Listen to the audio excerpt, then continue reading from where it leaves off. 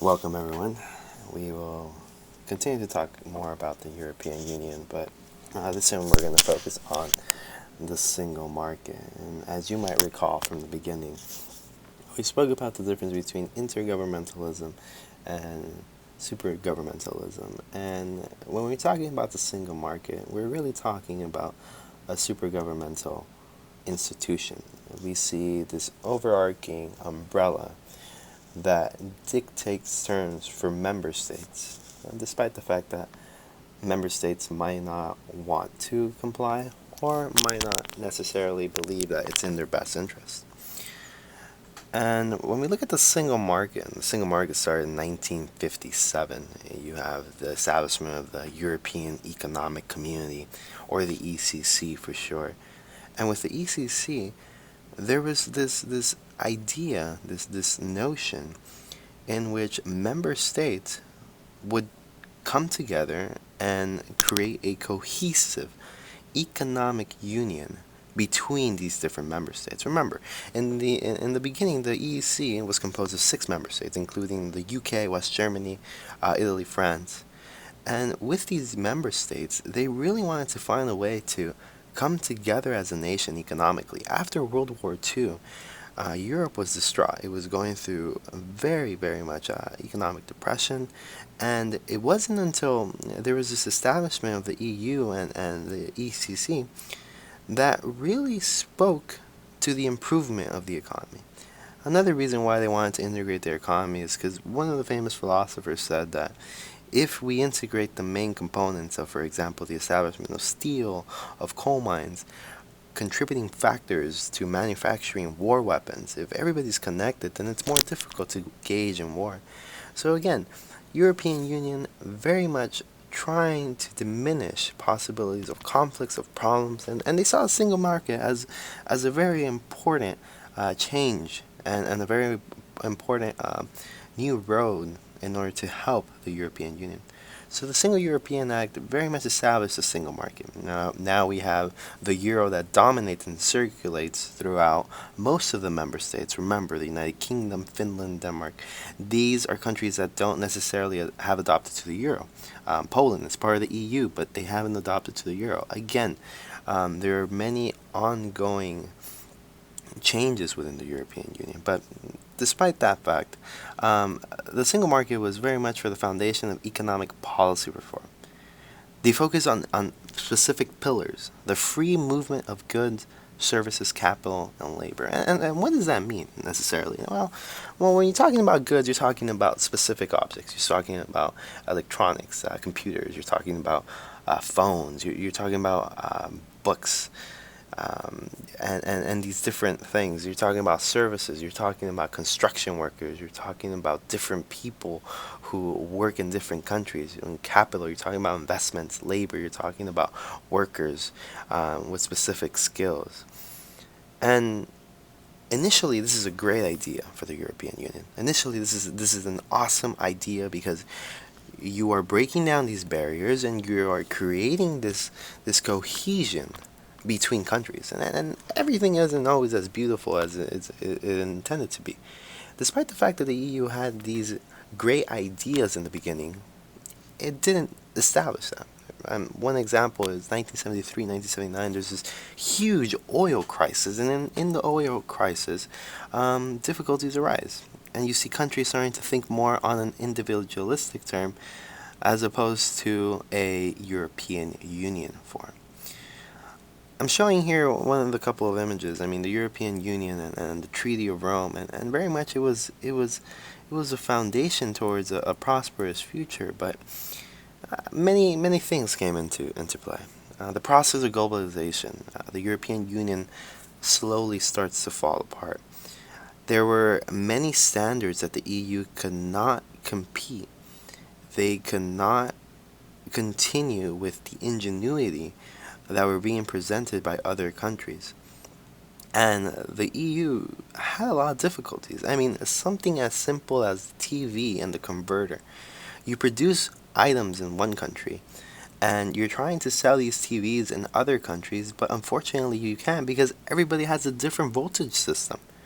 Something as simple as trying to sell your TVs from a country to another country started to become a hurdle, and it started to become a problem. And slowly, this process of globalization affected the EU significantly. I mean, under Reagan, there was a big push for the space program. There was a big push for technology and innovation. But unfortunately, that innovation started to diminish within the EU comparative to under the Reagan administration, the United States. The United States, when they launched Sputnik, it's something that very much went over the moon, with no pun intended.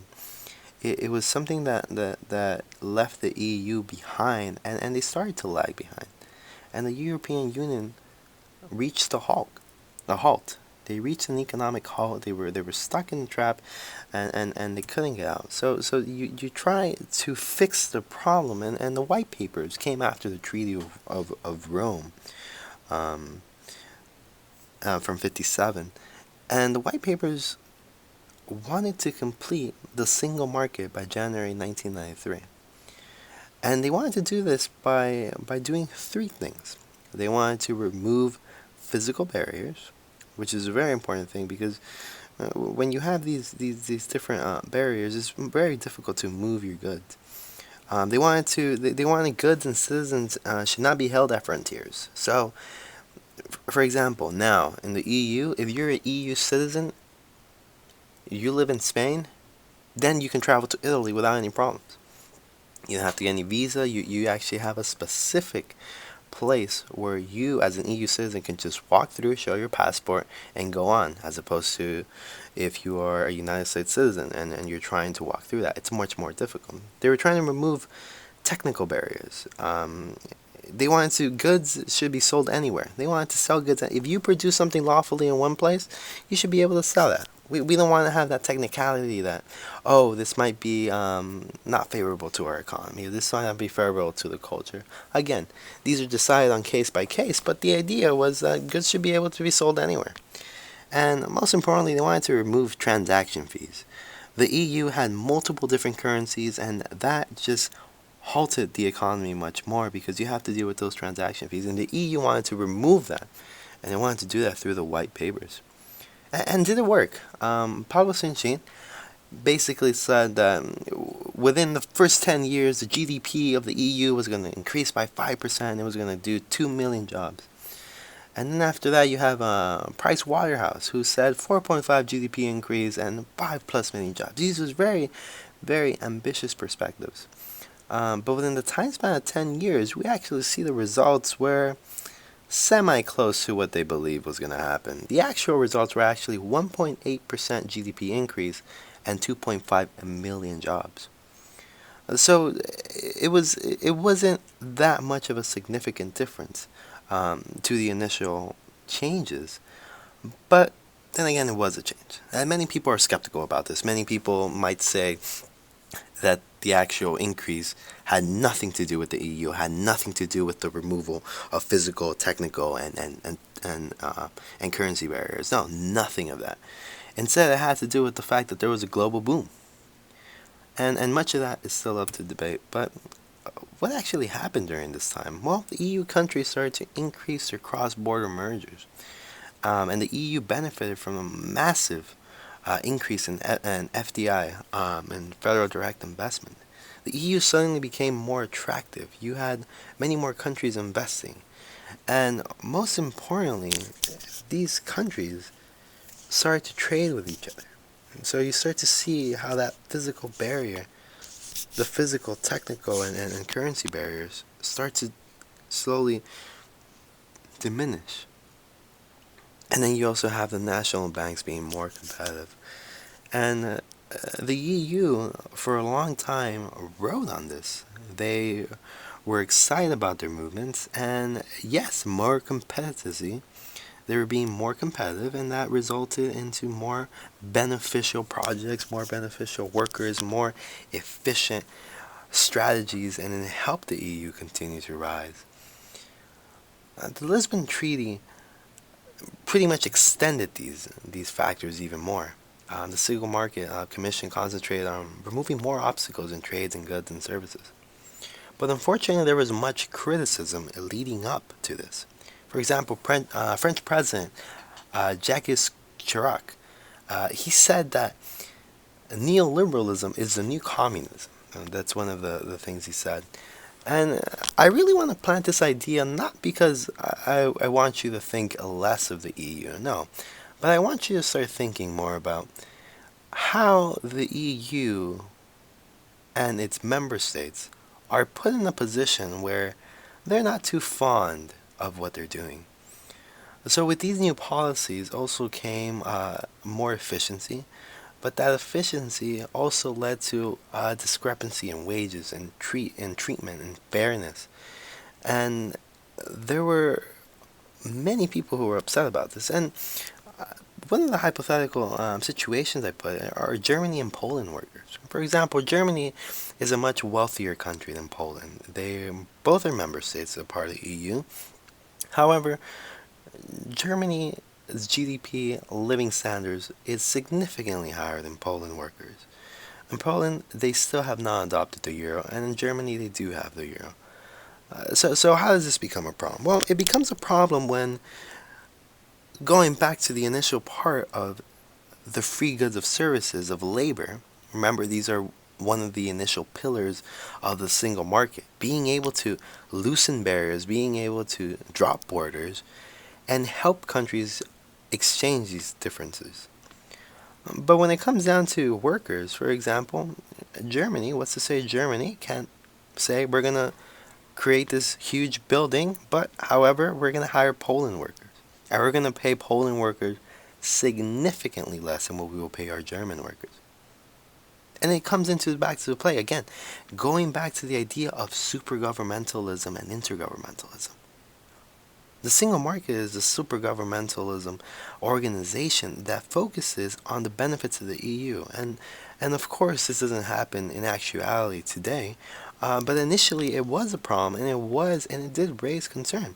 What are we going to do? And they really try to avoid this concept of social dumping, in which in Germany is able to hire all these Polish workers and not pay them the same as the German workers. And I want to show you this map right here, because this is also known as the blue banana. It's a very interesting concept. And in the blue banana, this basically highlights where most of the economic efficiency is available. And what does that mean? What it means is where most of the countries are actually producing and actually are providing the most benefit, the highest GDP, the highest profits, the highest standard of living. These are the countries that benefit the most from the EU. They provide services, they provide products, they provide ideas, they provide ingenuity that are later dispersed to other EU member states, but they cannot compete with these member states. For example, if you look on the corner of Poland, Poland doesn't really fall, which is the red country, if you remember from taking the first part of the class, where you outlined the different countries. Poland is in the upper right-hand corner, and Poland cannot compete with someone as powerful as the United Kingdom. It's very difficult. It's very difficult to have that. And remember, this blue banana concept goes back to the idea of, is it fair? Are countries getting a say within the EU? Is it fair for the country? And that's something I really want to drive in, because it's important to understand that although the EU established the ECC with the purpose of dropping borders and helping out member states in their economy, it creates difficulties. It creates problems for other countries. And the Lisbon Treaty had many aims. There's a few here, but many of them are going off neoliberalism policies. And just a quick refresher on neoliberalism. These are policies that are implemented that focus on privatization, that focus on long-term benefits. And when you look at what the Lisbon Treaty goes for, they're policies that don't necessarily benefit all countries and don't necessarily benefit all members within these countries. So what does the EU? What does the EU do? Well, the EU can't have many of these difficulties, so they have a safeguarding and competition. They also don't want countries to have monopolies on, or companies to have monopolies on certain services or goods. Example, Trailer Park Company is this fine water company, a Swedish water company, and at one point they owned 40% of the total market share of water, and they were able to acquire another company, and they ended up owning around 60 or 70% of the actual water market. And they were fined because they were exceeding the 50% benchmark, which is provided by the EU, and they weren't able to diminish that amount of percentage of the market that they owned, and they needed to do that because the EU wanted to be fair to other countries. Microsoft also had this big dilemma. They owned about 90% of the market because most of the companies use Microsoft products, and they were fined 1.7 billion euros because they didn't follow the competition policy. And the EU managed to negotiate with Microsoft, and Microsoft at the end ended up releasing one of their softwares in order to make it more available and make it an even platform for other competitors to come into the market. And this is some of the articles that they violate. I mean, Article 1 and Article 82, Article 81 and 82 speak on behalf of Trailer Park as well as the Microsoft company, and really trying to understand how too much of a market share can be very difficult for the EU and the ECC. So what does this mean for the rest of the EU? And what kind of countries are put at risk? And most importantly, I mean, what we're trying to see is how the United Kingdom feels about this. Obviously, the United Kingdom benefits from participating within the EU. I mean, they're part of the Blue Banana. They're able to export many of their goods and services and knowledge, and they're able to import many of the cheap labor. I mean, the UK in general is very much industrialized. It's a first world country, and they have all these benefits. But when you're looking at the outskirts of the Blue Banana, remember, you have countries in Poland, you have some in Spain and Portugal, the outskirts of Italy. These countries can't compete. And what does this mean for the rest of the EU when you have countries doing increasingly well? They're continuing to benefit from the single market, but you have other countries who have difficulty staying afloat. And that's how the EU starts to become a convoluted area that has all these difficult positions that put them in areas of weakness that do not allow them to continue and being prosperous and being part of this great idea that was the EU and the ECC in trying to create no trade barriers and allowing countries to exchange with one another and not be put at a risk of losing but instead of benefiting. So as we move forward, I really want you to think about how the United Kingdom feels about the position they're put in, and most importantly, how are other member states being treated with this regard.